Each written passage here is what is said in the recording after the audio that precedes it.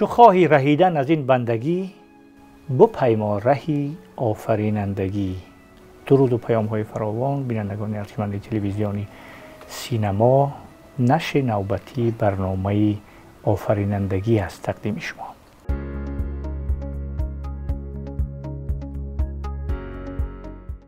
در این برنامه با حضور دکتر مظفر سعید، مشاور و کارشناس ارشد شهرداری شهر راتردام هلند، یک صحبتی میکنیم در اطراف موضوع شرایط اقلیمی و آینده بینی علمی.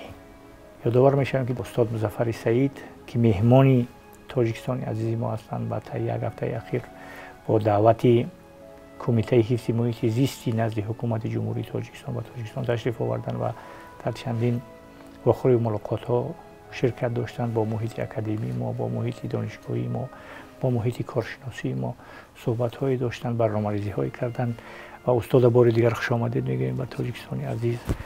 و در این برنامه میکوشیم که با حضور استاد بعضی مسئله های وابسته به همین شرایط اقلیمی و آینده بینی علمی را مطرح کنیم، در میان گذاریم، بعد حضور استاد استفاده بریم. از همینجا شروع کنیم که درجه گرمشوی اقلیم و تاثیر اون با مثلا قاره آسیایی را اگر صحبت کنیم، در جهان همین مشکل جهانی گلوبالی شده است و تاجیکستان هم به صفت مبتکر چندین کنفرانس های سطحی بلند در اینجا دایر کرد. در شهر دوشنبه و شهر دوشنبه ما میزبان چندین کنفرانس ها بود و از همینجا استاد شروع میکنیم صحبت ما که همین سطح تاثیری این بحران اقلیمی چی میتواند پیامدها داشته باشد.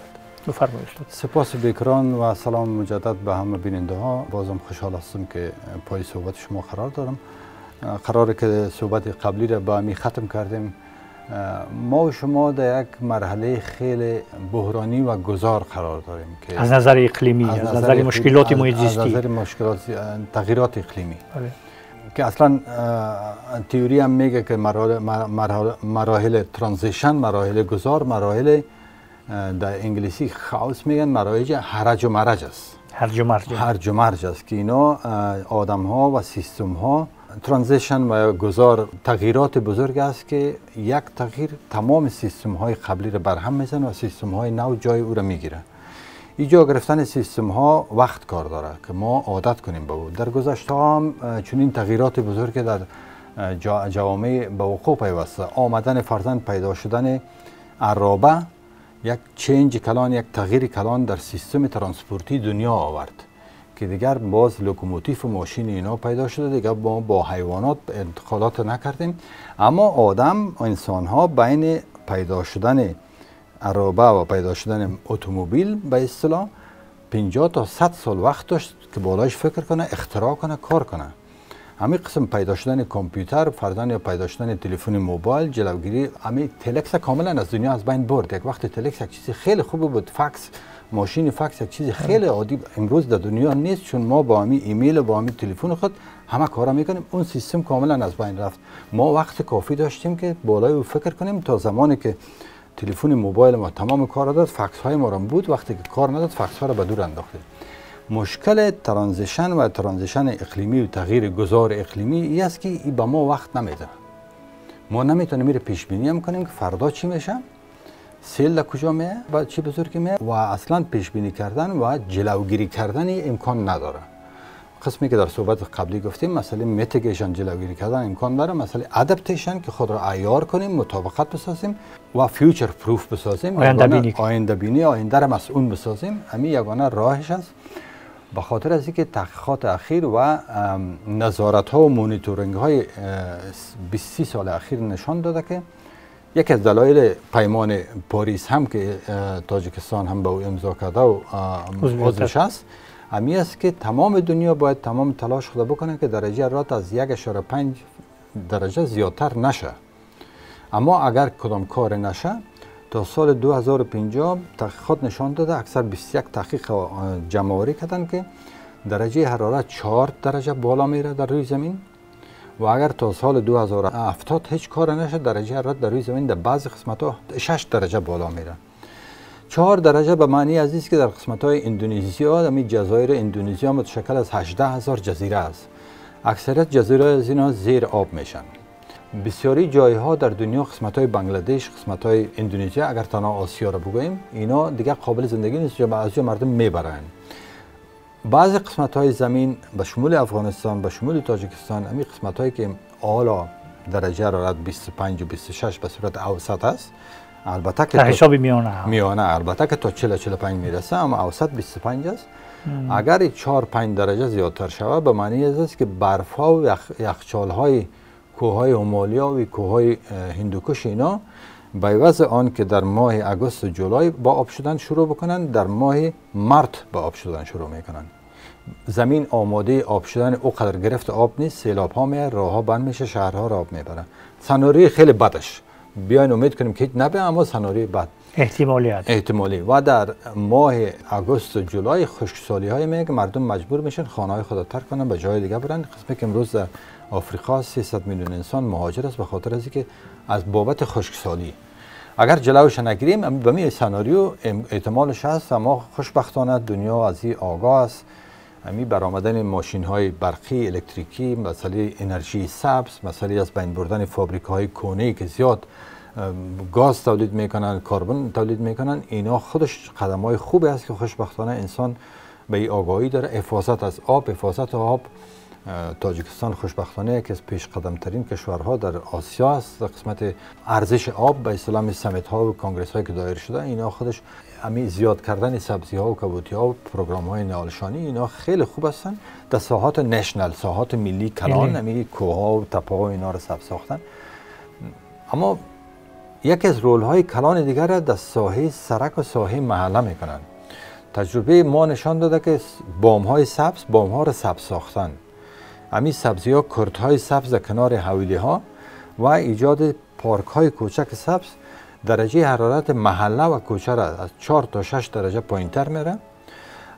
از 20 تا 40% آبی که بارانی که میآید در سرک و این قابل باعث سیل میشه، اینا همه به می کرت ها و به این جاها میرن، دیگه جلوگیری از سیل میشه. این را میجبن میکشن؟ نه، همش به اونجا، چون سنگ نیست آب به اونجا میره دیگه. جایی که سنگ نباشه آب در زیر خاک میره. مسئله سومشی که بزرگان ما که دیگه بازنشسته هستن، تمام روز در خانه هستن، اونا هر روز به مو مصروف میشن، یک سوشال کانتاکت شده، سوشال کوهیژن میگن، این کانتاکت اونا دیگه مصروف میشن، از تنهایی جدا میفن، سرگرمی های اجتماعی و 20% بایودایورسیتی، این تعداد پروانه ها، تعداد پرندگان، تعداد زنبورها، خزندگان که حق دارند اینجا زندگی کنن، اونا هم پس میاین. اینا چیزایی است که اینا میتونن که جلوگیری کنن از اون خیلی در قسمت گرم شدن زمین. کانسپت های پرکتیکال که به حساب خیلی عملی قدم اولیه اینا است که اینا مصرف های بسیار کم دارن. ببینین ما بسیار خوشحال هستیم که با میلیاردها و با میلیون ها درخت غرس میشه، اما بسیار خزینه هم داره دیگه، بسیار خرج داره. اما اینا خرجش کم است و صبح هم عمل میشه. ما دمی پرزنتیشن خود، دمی ماستر کلاس خود در هلند ما از طریق چت جی پی تی ای آی اس، حس مصنوعی، مغز مصنوعی، چند جای خشک تاجیکستان ما کشیدم و یکی از اینا هم ایستگاه موترهایی است که به پامیر میره، تاکسی تو پامیر به انگلیسی میگنش. او جمعیال اگر شما با متوجه بشین فعلا اسفالت است و بام های آهنی است، دیگه چیزی نیست. همونجا ماشینا من شلوغ است، مردم بالا میشن میرن، یگان چیزا یگان دکان مکانم. اگر ما بخوایم در ظرف 3 سال تا 4 سال اموجه را کاملا سبز می‌سازیم. به معنی ایزی که عوض اسفالت اگر سنگ‌های بانیم که فاصله ها بینش بانه که در بین از او خاک بانه و علف برویه سبز کنیم و اگر ما بتونیم امی آب‌های بام‌ها را به عوض از اینکه بیادر بره چند دانه از این بیررها را بانیم، تانکرها را بانیم که آب‌ها را جمع کنیم، باز امی سبزها را آب بتیم و چند تا گلدان بانیم، تصورش بکنیم که به سال امو ایستگاه موترهای پامیر سبزتر و زیباتر به نظر میخوره. و اگر ما باز یک قدم دیگه پیش بریم، بام های از زیرم سبز بسازیم، دیگه باز تصور بکنیم که تا 5 سال آینده امو ساحه درجه حرارتش 5-6 درجه پایینتر میه و آب هم در اوج ضایع نمیشه. این قدمایی است که ما میتونیم صبح عمل کنیم. یک نکته نظری که در ما مثلا عملیش از برنامه ریزیش است، همین سبز کردن بوم ها در انفراستراکچور ساختمانی ما شروع شده است و ساختمان های نوی که می شوند حتما قسمت بالایی بوم حتما سبز پوش می شود، سبز پوشی می شود و سبزکاری می شود. دقیق ترش بگم این مشکل در مثلا برنامه‌ریزی های دولتی هم در آمده است، حتما سر این اندیشه می شود. و اون نظری که شما به صفت یک نمونه اون ایستگاه گرفتید، ایستگاهی که ماشینا طرف بدخشان میروند، اونا که تصویرش هم هستن در اون پرزنتیشن شما در معرفی نامه شما. خودی شهر دوشنبه اگر گیریم و نواحی گیرد اطراف اون مثلا حصار و این طرف ناحیه رودکی داریم که کلانترین ناحیه جمهوری ما هست. این هم همین گونه وضعیت داریم از نظر مثلا محیط زیستی و از نظر کبودیزارکنی و سبز آبیاری و اینا خیلی پیش رفتن، خیلی کارها شدن. درخشینان و اینا یک معرک‌های کلانی هستن که همیشه سر اونا میشن. مثلا ارچه یک نهال داریم، ارچه به واسطه اون مثلا همین حالت‌ها رو اکنون تجربه‌ای که شما دارید و در اینجا دیدید مشاهده کردید برای پرسپکتیو گوییم که آینده بینی علم کنیم از اون مشکلی که حاضر سر اون فکر کردیم که گرم شوی اقلیم به چی نتیجه و پیامدهای نامطلوب و بدم آورده میرساند. خطر است به هر صورت، خطر گلوبالی میگن اینا رو خطر گلوبال وارمینگ است. بله خطرهای کلان هستند.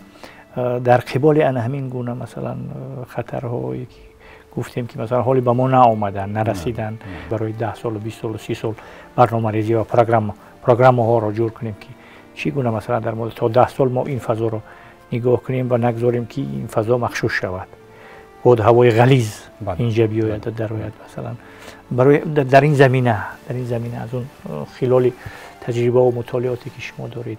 ما بسیار خوشحال هستم وقتی به جاده‌های دوشنبه میریم میبینیم که چقدر زیبا است، سبز است، گل‌ها است و تعمیرام داره آباد میشه و یگان باغچه‌ها در پلوی همین بلاک‌های کلان است. اما اگر ببینیم با آینده 50 سال آینده، با آینده 15 سال آینده، من قسمی که بار مثال دادم در یک بلاک که نو آباد زیر آبادی است، 1-2 سال بعد درست میشه، میای 1000 نفر در اونجا زندگی میکنن و شاید هم 200 ماشین بر روی زمین زیاد شود و 1000 نفر زیاد شود و 15 تجربه نشان داده که بعد از 15 سال باز عوض یک اتومبیل 2 تا میشه، چون اولادها کلان میشه یا خانم‌ها یک موتر میره، زندگی بهتر میشه. اولش فکر به این کنیم که آیا 15 سال بعد یا 20 سال بعد امی سرک‌های ما گنجایش همینقدر ماشین‌ها رو داره؟ اگر ما اگر حساب کنیم شاید 100 تا تعمیر بنا امیال زیر کار باشه. این 100 تا آدم‌ها میان زندگی میکنن و هر کدام از او ماشین می داشته باشه و ماشین جای پارکینگ می داشته باشه و دستور روی سرک‌ها میه. آیا همین امکانات شد؟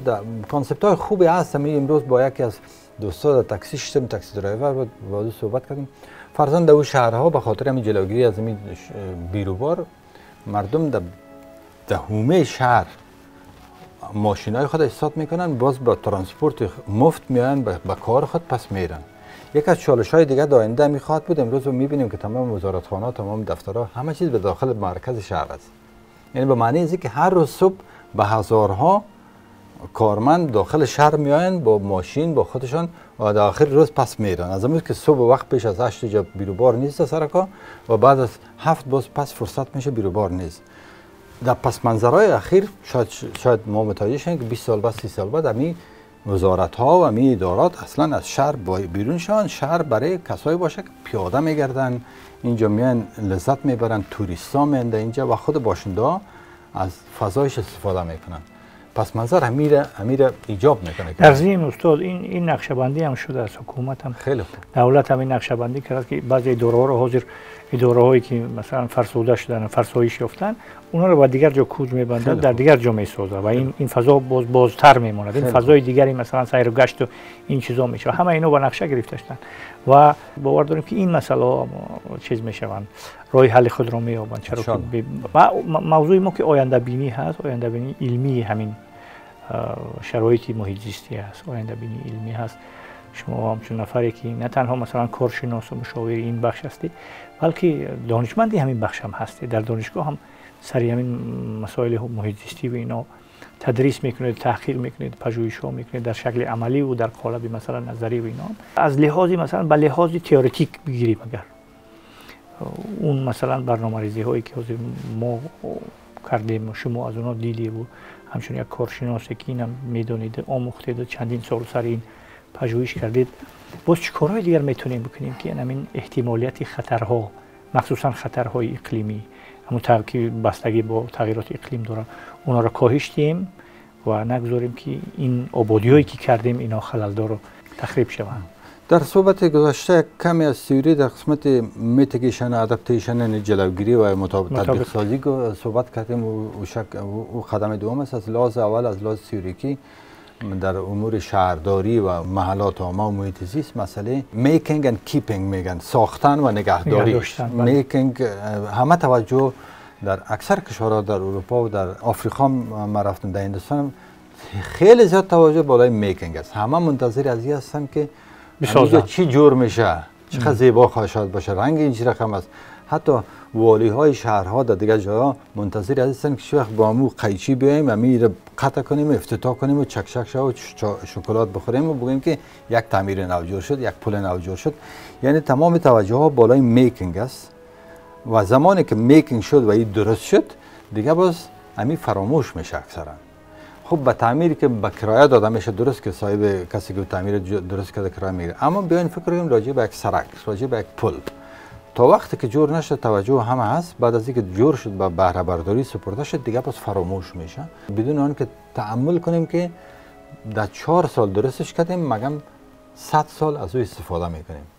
پس امی توجه کیپینگ، نگهداری، مسئله از این میشه وقتی ما مسئولین در قسمت از این بذاریم که تو مسئول حفظ مراقبت هستی و حفظ مراقبت خود باید به حساب محدود نسازه به امسال و به سوا و پلان‌های 4 ساله و ماستر پلان‌های 5 ساله، مگم سوپر ماستر پلان 20 ساله. باز امی آدم‌هایی که مصروف سوپر ماستر پلان 20 ساله هستن اینا با 20 سال آینده فکر میکنن. میگن اولش خب باید فکر از میشه که با 20 سال آینده من امی پل یا امی سرک کار دارم، یعنی اگر کار دارم پس آل سرمایه گذاری خوب برش بکنم. اگر بگیم که نه 20 سال آینده اصلا ترانسپورت سایکلینگ میشه، ترانسپورت بایسیکل میشه در داخل شهر، دیگه کارش نداریم. ایسا خرد کردن میریم که جای بایسیکل کلان در شهرهای اروپا میشه که حالا 4 خط اتومبیل یک خط میسازن و 3 تاشو با بایسیکل میتن که مردم ایسا عادت بکنن که هی با می ماشین آمدن به داخل شهر یک درام کلان، یک جنجال دیگه نمیایم اینجا. همین مسئله پس منظری را یک ارگان، یک تیم کلان، یک دیسیپلین کلان شده. یک دیسیپلین باید شود در ایدیا در چوکات تشکیلات، یک دیسیپلین به معنی همین نگهداری دراز مدت باید شود. باز همین تئوری میکینگ و کیپینگ میتونیم ما در اینجا ساختن نگهداری، حفظ کردن. از ببینیم از لحاظ شهرسازی پلنینگ، همین ساختن سالهای سال از سالهای نقشه‌بندی کردن بعد از جنگ دوم جهانی بسیار رول اساسی را داشت، چون وقت همین شرایطی که امروز در دوشنبه است که تعمیرات تخریب میشه، تعمیرهای بسیار زیبای دیگه مبرای امیر مدرنیسم میگن که در اروپا در سالهای 60 و 70 با وقوع پیوسته که تخریب کردن و آبادش کردن، اما حال دیگه جایی برای تخریب کردن و بر سر آباد کردن نو نیست. در اونجا همه شهر پر شده از آبادی‌های خیلی زیبا است. حیف است که اونا رو تخریب کنیم. ما با نامش در تئوری میگیم ترانسفورمیشن، تغییرات که از د فانکشن در وظایفی که داره یک تعمیر یا یک ساختمان او ترانسفورم میکنه. فرضاً یک وقت ما یک پل داشتیم در روتردام که در حدود 6 کیلومتر فاصله داره که در این سابق همین خط ریل می آمد. از زمانی که مترو ایجاد شد دیگه او خط ریل بیکاره شد، او از او کار گرفتن میشه. حالا او خط ریل بالایش ما پارک درست میکنیم. پس یک خط ریل ترانسفورم شد به پارک. تغییر کرد. دیگرگون شده. اصلا تئوری ها باز این خودش یک انقلاب عظیمه دمی چی آورده، در نحوه برخورد با محیط زیست آورده که سابقه بود که کسی که پلان میکرد، نقشه میکرد و میگفت که من کسی هستم که تعیین کنم که در اینجا چی جور شود، چون من میدانم که در اینجا یک چهارراه باید درست شود و اونجا هم زمین خالی بود، همین چهارراه رو میگرفت رسم میکرد درست میشد. امروز چون دیگه اصلا به اونجا جای نیست، کسی که در قسمت کیپینگ است، کسانی که نگهداری میکنن اینا رول بالاتر گرفتن، از او پلنر کرده، از او دیزاینر کرده و او حال دیگه راضی نیست، او قهر است. به خاطر که میگه من میدانم که همین تعمیری که به نام پل بود دیگه از این پل استفاده نمیشه، باید یک پارک ازش جور شود. یک چنج کلان، یک ترانزیشن کلان، نامش ترانسفورمیشن موندیم که ما حتی در تئوری دیزاین، در تئوری شهرسازی میکینگ و کیپینگ اصلا حاله بیاین از این تئوری سیرکولار اکونومی بگیم که حالا در دنیای است که در سال 2050 به اساس قاعده پیمان پاریس تا سال 2050 شهرها این پیمان کردن که ما دیگه کل چیز سیرکولار میکنیم. اگر کانکریت از یک جای بخوایم کار بگیریم، همون کانکریت یا بتون تخریب شده را ما پس از مو به می بتون نو کار میگیریم، به خاطر از اینکه دیگه ذخایر زمینی کم است و هر باری که تخریب کنیم هم انرژی مصرف میشه، زمین گرم میکنه و هر باری که بتون نو درست کنیم زمین گرم میکنه، پس ما امیر میگیریم در اونجا کار میگیریم و اکثرا حال در اونجا یک چیز را خراب میکنن، پیش از اینکه این خراب بسازن باز یک جای دیگر فکر میکنن که امیر بعد جای دیگه چطوری میتونیم یک به یک استفاده بکنیم. از این پل خراب میکنن میبرن در اونجا یک ذخیره آب درست میکنن که امیر تخریب نمیشه، موترای کلان نمیه، کرن نمیه، تخریب کاری نمیه. یعنی سیستم کاملا در حال تغییر و گذار است و یگانه چکش به حساب چالش همی است که ما چطور بتونیم از یک طرف با چیزی که داریم همه چیز کم شده است، هم پول بی ارزش شده است، هم ذخایر طبیعی کم شده است و در پاریس تغییرات اقلیمی فشار بالای خود آورده، آب نیست. دمی بین ما همی بازی یک بازی بکنیم که بالانس به دست بگیریم، توازن استاد یک نکته دیگر است از اون چی که گفتیم، این همش با میاد تمرکز می شود به اصطلاح اورینتاسیون می شود سری تربیه اکولوژی، تربیه محیط زیستی میایم. همین در کانسپت ملی تربیه در جمهوری تاجیکستان ما همین گونه یک برنامه دولتی جور کردیم و اونم تغییر می آورد در شکل تحریر نو به تصویب می رسد. کانسپت ملی تربیه در یک بخشی همین تربیه اکولوژی است، تربیه محیط زیستی است. از تجربه‌ای که شما دارید در اونجا در اروپا و مثلا در بزرگترین شهرها و مدرن‌ترین شهرها شما کار میکنید، اونجا چی گونه هست همین قالب تربیتی؟ امی فرموده شما در اونجا محیط زیست، اکولوژی، ساحه زندگی اونجا میگن کاملا پروگرام کانسپت های از مکاتبم از درس میتن و در مکتب‌های متوسطه هست همین گونه ابتدایی است. در صنف‌های ابتدایی هم درس اول و دوم و سوم از اونجا درس داده میشه، تدریس میشه. از اونجا تدریس برای زینا لایف داده میشه. در اونجا میگن که هر قدر اگر درس بتین برای کتاب، وقتی که بچه‌ها بیرون میبرن به نام تمپتیشن میگن، فکر از اینا تحریف میشه به چیزهای کلانتر و زیباتر دیگه که در بیرون میبینن. هر قدر که معلم برش میگه که خوب اینه یک کارد جور کنیم در اینجا سبزه میرویه و گپا، وقتی که از این مکتب بیرون برای که یک تعمیر 20 منزله میبینه و یک ماشین خیلی زیبا رو میبینه و همه توجهش کم میشه به تمپتیشن منحرف میشه، توجهش فکرش به طرف دیگه میره، به چیزهای کلان میره، به چیزهای زیبا میره. باز به همون خاطر است که از همون سالهای خرد با اینا با پروژه ها کار میکنن. هر مکتب با خود با یک دیگه مسابقه میده، میگه ما یک کوچه رو ما میگیریم، می کارهای اکولوژی رو میکنیم، مکتب دیگه با کوچه دیگه. اینا از شروع سال تعلیمی تا آخر سال تعلیمی با یک دیگه در رقابت هستن.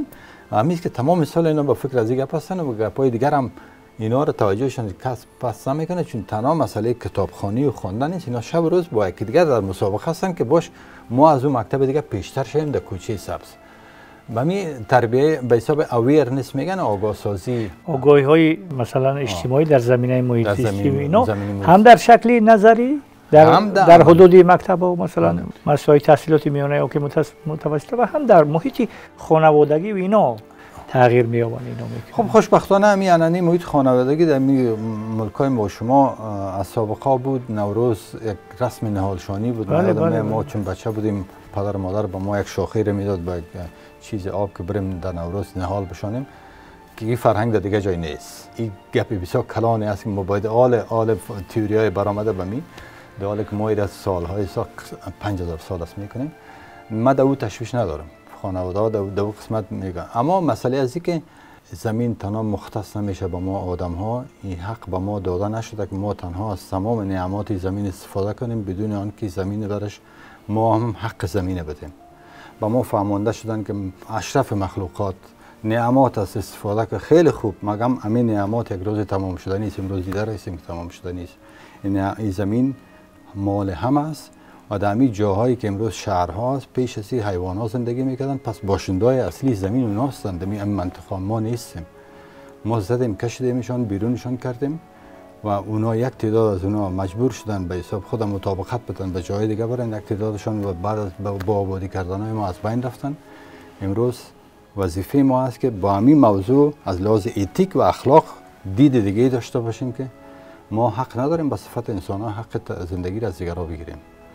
همین حیوانات دیگه هم اگه خرد هستن کلان هستن، اینا هم جزء همین طبیعت جزء در تئوری میگن که محیط زیست محیطی است که تمام اعضای یک جامعه به صفت مساویانه بدون مجاز، بدون اجازه، بدون لایسنس، بدون خریدن تیکت از او حق دارن استفاده بکنن. یعنی یک پارک فرضاً به یک تعمیر اگه برین، تعمیر دولتی باید در اونجا کاری داشته باشین، به تعمیر وزارتخانه برین.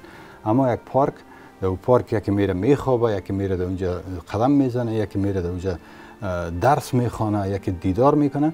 اما در پارک همین پرنده ها و همین خزنده ها عین حق را دارن که ما هم داریم، عین حق دارن. اینا هم در آغوش طبیعت هم مثل ما انسان ها و در همکاری و در همزیستی با اینا همین اکوسیستم ما هم به امور خم ساختش. اگر این زنبورا نباشه ما شاید که از این گل‌های زیبایی که از می‌بینیم دیگه نتونیم ببینیمشون. پس اونا هم از لحاظ اخلاقی بالای ما حق دارن. و سوال خیلی جالبه برای کسایی هستن که در این قسمت پیش‌دی و دکترا در این قسمت کار بکنن. تشکر زیاد استاد. بسیار صحبت خوب و عاطفی و صمیمی هم شد از یک طرف و صحبت خوبی تئوریک یا که نظریوی هم شد از اون تجربه علمی و فنی و تکنیکی و عملی که داشتید.